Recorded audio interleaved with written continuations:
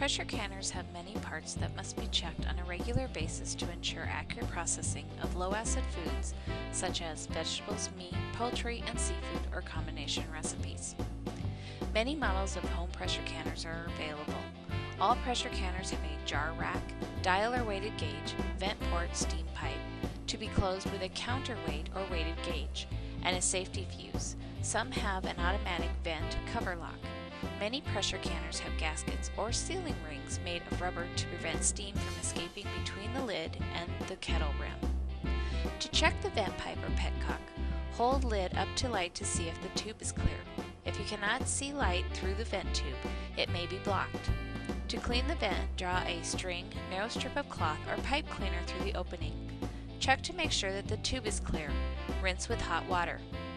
Your one-piece safety counterweight should be clean and uncracked when placed on the vent pipe.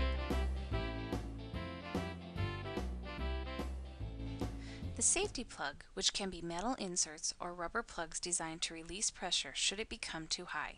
Check the alloy metal plugs for any change in shape, or rubber plugs should be checked for brittleness, cracking, or disfiguration. If your safety plug has ever been released, you must replace it with a new one.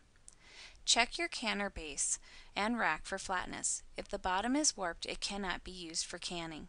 The rack must be in good enough condition to keep the jars off the bottom of the canner to prevent breakage.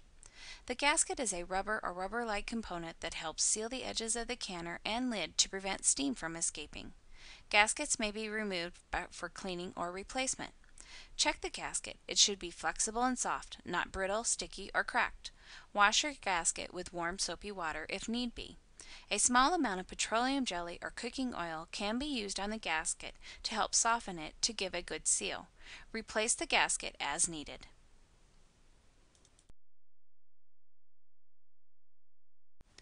Weighted pressure regulators have no moving parts, so there is no need to have them tested. Be sure they are clean with no debris or food residue. Be sure there are no nicks or damage to the weights or the tips of the vent pipe where the weight fits. The dial gauge is attached to the cover and has a needle to point to the amount of pressure inside. Be sure the gauge is screwed firmly into the lid.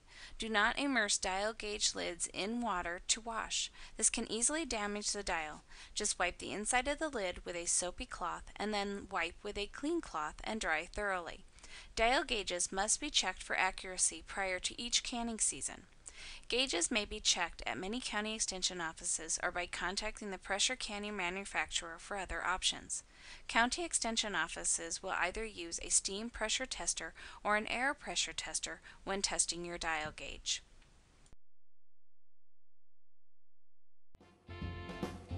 Gauges that read high cause underprocessing and may result in unsafe food. Low readings cause overprocessing and may indicate that the accuracy of the gauge is unpredictable. If your dial gauge reads high or low by more than 2 pounds when tested, it should be replaced.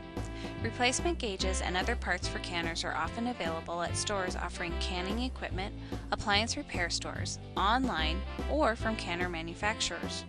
To ensure that you are processing your low-acid foods at an adequate temperature, maintaining your pressure canner is the first step. The next step is to follow the most current processing times determined by laboratory research. Check out the National Center for Home Food Preservation website for the most up-to-date processing methods.